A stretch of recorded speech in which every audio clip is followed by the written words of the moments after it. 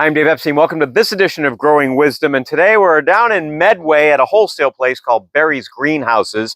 And this is fantastic. I love coming down here and just checking out many of the plants. I'm in one of the houses where it tends to be a low light house. So we've got bromeliads, we've got ferns, and we have Tilandsias or air plants. And these are absolutely fantastic. I want to show you a bunch of these. They literally do not grow in soil. You find them in the natural wild areas on a tree or something like that. And so they're getting their nutrients from the air and from the rainfall. You do need to take care of them, but it is pretty easy.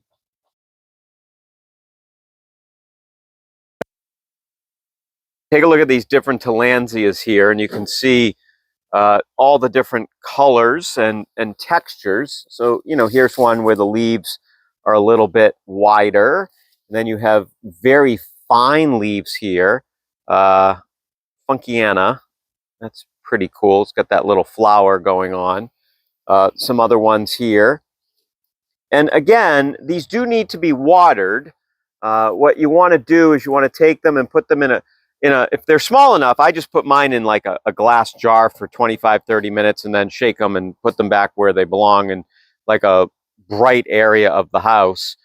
They don't want to be in full sun, but they're super easy to grow and, really fun. And if they're happy, you will get that little flower going on. So here's another one. And you can plant them, but then they start getting kind of big, and that's a whole different thing. I like the ones like this. You can see how it's growing, and you can see here the bottom. So something like this, if you didn't have a big enough container, what you would do is you could mist it, or you could literally dump a bucket of water over it outside or something like that, and then just let it dry and move it back in wherever you have it. So Tilandsias, air plants, a fantastic plant, super easy and kind of fun. Definitely a conversation piece. All right, so there you have it. Tilandsia is a wonderful plant. If you're somebody that doesn't do well with traditional houseplants, perhaps these are something that you can try. You can find them at various places. And of course, this is wholesale. So if you're a wholesaler, come on down and get a couple of them. For Growing Wisdom, I'm Dave Epstein.